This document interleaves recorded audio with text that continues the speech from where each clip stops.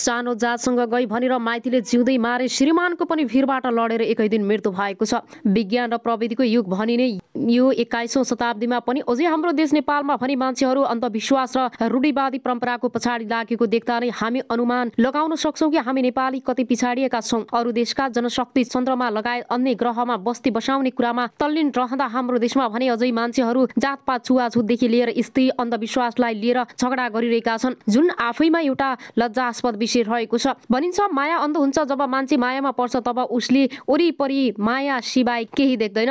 ऊ आफ्नो मायाको लागि जुनसुकै हद पार गर्न तयार हुन्छ, तर यसरी सीमा भन्दा धेरै गरिएको माया बिरलै मात्र सफल हुन्छ। इलाम घर भएकी कुमारी तामाङले पनि म्याग्दी घर भएका तीर्थबहादुर परिवार नाम गरेका एक पुरुषसँग माया लाउँछिन्, तर अरूको मायाले सार्थकता भनी पाउन सक्दैन। पहिले त उनीहरू दुई फरक जातका घर परिवारको समर्थन बिना नै उनीहरूले आफू खुसी विवाह गर्छन्। आफू खुसी गरेको विवाहबाट पनि कुमारीलाई खुसी मिल्दैन।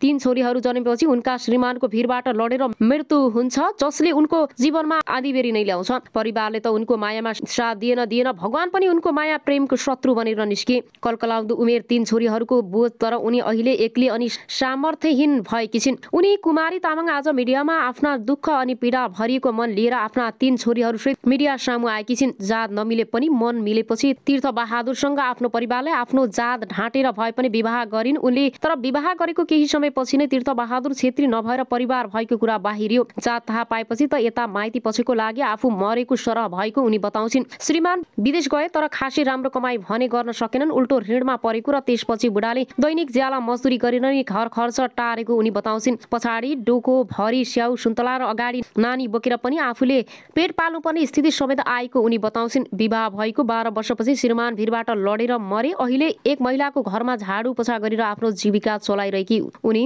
अब आउनुहोस् अर्को समाचारतर्फ लागौँ। संसदबाट एउटा कानुन पनि पास गराउन सक्ने अवस्थामा सरकार नरहेको भन्दै उनले भने अहिलेको राज्य अवस्थालाई नै असफलतातर्फ लैजाने प्रयासहरू क्रियाशील भइरहेको देखिन्छ। यस्तो अवस्थामा यो गठबन्धन गम्भीर नहुने हो भने, विकास नखोज्ने हो भने गठबन्धनको औचित्यमाथि प्रश्न उठ्न सक्छ। सञ्चार मन्त्री कार्कीका अनुसार ऐन संशोधन गर्न आवश्यक भए त्यसको प्रक्रिया अघि बढाउन पनि बैठकले सरकारलाई सुझाव दिएको छ। सोनम 4748 मतभारसहित विजयी भएका थिए भने गठबन्धनबाट उठेका जनता समाजवादी पार्टीका हेमराज राईलाई त्यहाँ 5 दलबाटै धोका भयो।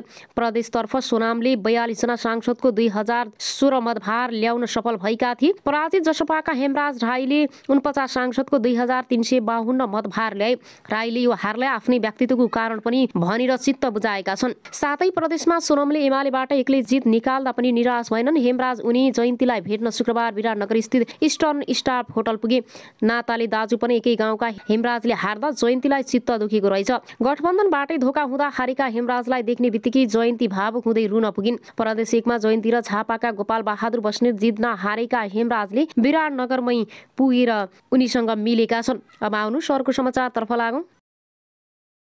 भ्रष्टाचारको आरोप नलगाउनुहोस्, भ्रष्टाचार गर्नुभन्दा झुन्डिएर मर्न तयार छु भनेर धुर्मुसले एका बिहानै भनेका छन्। हास्य कलाकार तथा सामाजिक अभियन्ता सीताराम कटेल र कञ्जुना घिमिरेको सामाजिक संस्था धुर्मुसुन्तली फाउन्डेसन नेपालमा अन्तर्राष्ट्रिय क्रिकेट मैदान निर्माण गर्ने भएको थियो र अहिले काम निकै अगाडि पुगे पनि आर्थिक अभावले खासै काम गर्न पाएका छैनन्। सामाजिक सञ्जाल फेसबुक मार्फत धुर्मुसुन्तलीले उक्त कुरा सार्वजनिक गरेका थिए भने यसअघि धुर्मुसुन्तलीले क्रिकेट स्टेडियम बनाउने चर्चा चल्दै र स्वयं धुर्मुसुन्तलीले पनि चासो देखाएका थिए, जसमा उनका भाइ कुमार कटेल जिग्री पनि यस विषयमा ठूलो चासो देखाउँदै आएका थिए भने फलस्वरूप उनले उक्त ठूलो घोषणा गरेका थिए। तर अहिले धुर्मुस र सुन्तलीलाई भ्रष्टाचारको आरोपमा मुद्दा गर्दा गरिएको छ। रङ्गशाला निर्माणका क्रममा भ्रष्टाचार भएको भन्दै फाउन्डेसनलाई मुद्दा हालिएको हो। यसरी मुद्दा लागेपछि अब उनीहरूको फाउन्डेसनले के खेप्नु पर्ने हो र लगाइएको आरोप साबित होला कि नहोला त्यो भन्ने हेर्न बाँकी छ। भर्खर धुर्मुसले आफ्नो अभिव्यक्तिमा भनेका छन्, यदि मैले कुनै पनि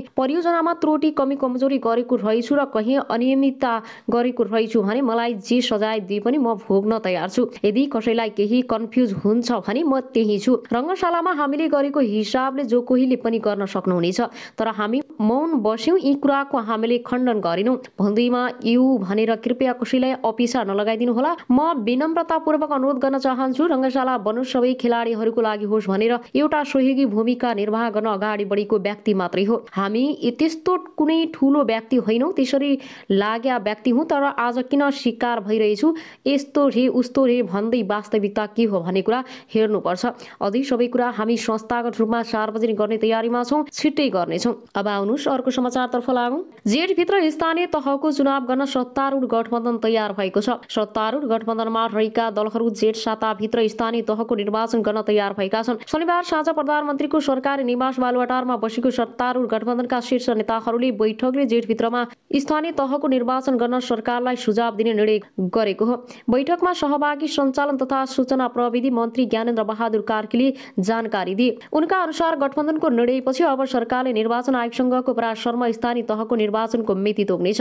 बैठकले स्थानीय तथा निर्वाचन ऐन 2073 संशोधन गर्ने पनि निर्णय गरेको छ। ऐनमा रहेको स्थानीय तहको जनप्रतिनिधिको कार्यक्रम सम्बन्धी व्यवस्था गर्ने नेपालको संविधानसँग बुझाएको भन्दै त्यसलाई संविधान सम्मत हुने गरी संशोधन गरी सहमति भएको गठबन्धनका एक नेताले बताएका छन्। सञ्चार मन्त्री कार्कीका अनुसार ऐन संशोधन गर्न आवश्यक भए त्यस्तो प्रक्रिया अघि बढाउन पनि बैठकले सरकारलाई सुझाव दिएको छ। यसअघि सत्तारूढ गठबन्धनमा स्थानीय तह निर्वाचन ऐन संशोधन गरी स्थानीय तहको निर्वाचन धकेल्ने विषयमा छलफल भएको थियो, तर गत बिहीबार प्रधानमन्त्री शेरबहादुर देउवासँगको भेटमा राष्ट्रपति विद्यादेवी भण्डारीले पनि स्थानीय निर्वाचन नसार्न आग्रह गरेकी थिइन्। अब आउनुहोस् अर्को समाचारतर्फ लागौँ। गठबन्धनको अन्तर्घातले हारेका हेमराजलाई भेट्दा रोहिन जयन्ती राई। बुधबार राष्ट्रिय सभामा विजयी नेकपा एकीकृत समाजवादीकी नेत्री जयन्ती राई र पराजित हेमराज राई एकै गाउँका हुन्। उनीहरू दुवैजना कुनै बेला नेकपा एमालेमै थिए र भोजपुरको ट्याम्के मयुङ गाउँपालिका मेसपाङ घर भएका हेमराजले अशोक राईले सङ्घीय समाजवादी गठन गरेपछि एमाले छाडेका थिए। उता ट्याम्के मयुङकै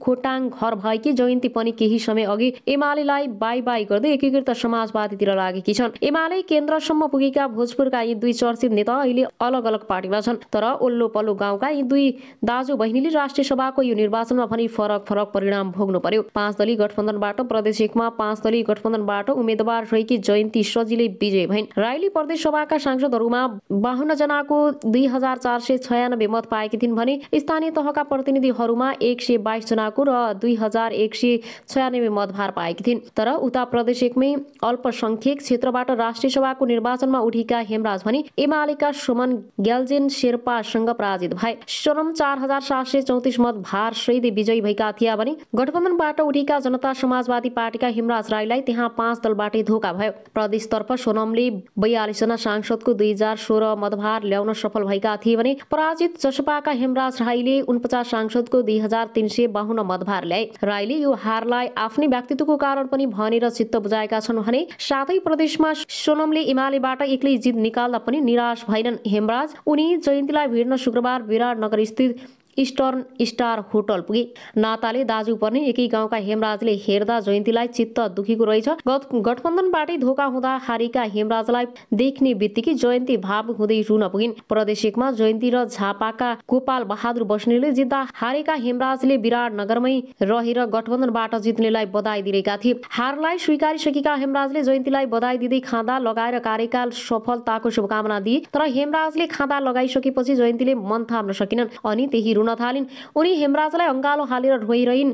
जयन्ती रोइरहँदा त्यहाँ उपस्थित एकीकृत समाजवादी र जनता समाजवादीका नेता कार्यकर्ता पनि भावुक भए। दुई दाजुबहिनी भेट्दा उनीहरूकै गाउँमा कार्यकर्ता पनि थिए। अब आउनुहोस् अर्को समाचारतर्फ लागौँ। रहेनन् रङ्गकर्मी प्रचण्ड उपचार गर्दा गर्दै सिभिल अस्पतालमा निधन भएको छ। उपचारका क्रममा प्रचण्डको दुःखद निधन भएको छ भने वरिष्ठ रङ्गकर्मी प्रचण्ड मल्लको निधन भएको हो। केही समयदेखि श्वास प्रश्वासको समस्याबाट ग्रस्त रहेका 88 वर्षीय प्रचण्ड हुन्। मल्लको शुक्रबार उपचारका क्रममा काठमाडौँको सिभिल अस्पतालमा निधन भएको हो भने स्वास्थ्यमा थप समस्या भएपछि शुक्रबार दिउँसो 12 बजे अस्पताल पुर्याएकोमा 2 बजे निधन भएको कलाकार एवं नेपाल संगीत तथा नाटक प्रज्ञा प्रतिष्ठानका उपकुलपति हरिहर शर्माले जानकारी दिए। शर्माका अनुसार मल्लको शुक्रबार साँझ पशुपति आर्यघाटमा अन्तिम संस्कार गरिएको छ। मल्ल नेपाल संगीत तथा नाट्य प्रज्ञा प्रतिष्ठानका संस्थापक उपकुलपति हुन्। शर्माले मल्लको निधनसँगै रङ्गमञ्चले एक कुशल रङ्गकर्मी गुमाएको बताएको मल्लले थुप्रै नाटकको निर्देशन गरेका छन्। त्यस्तै उनले थुप्रै नाटकको लेखन र अभिनय समेत गरेका छन् भने उनले निर्देशन गरेका पृथ्वी नारायण शाह, पत्थरको कथा, फर्केर हिँड्दा लगायतका नाटक चर्चित छन्। बालकृष्ण सोमको नेपाल कला मण्डलबाट मनले नाटक यात्रा सुरु गरेका थिए। स्वर्गीय मल्लकी एक छोरी छिन्। मल्लले बालकृष्ण समसँग रहेर नाटक यात्रा अघि बढाएका हुन्। मल्लले सम्मकै निर्देशनमा अमर सिंह भीमसेनको अन्त्यप्रदा, राजेन्द्र लक्ष्मी जस्ता नाटकमा अभिनय गरे। अब आउनुहोस् अर्को समाचारतर्फ लागौं। मुलुकको परिवर्तनमा प्रेस सेन्टरको भूमिका महत्त्वपूर्ण रहेको छ। प्रचण्ड। नेकपा माओवादी केन्द्रका अध्यक्ष पुष्पकमल दाहाल प्रचण्डले नेपाली समाजको परिवर्तनमा सञ्चार क्षेत्र र प्रेस सेन्टर नेपाल